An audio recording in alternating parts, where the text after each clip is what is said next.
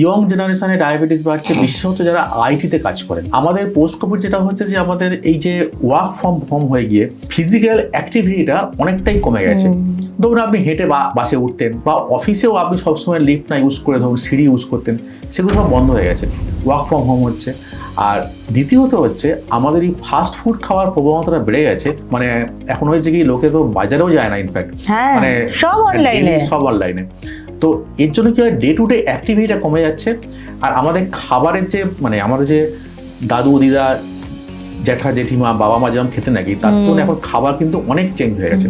আমরা এখন মোরাললেস ওয়েস্টার্ন ডায়েটে হ্যাবিচুয়েটেড হয়ে গেছি। তো এই দুটো সংমিশ্রণে কিন্তু কম বয়সে ডায়াবেটিস বাড়ছে।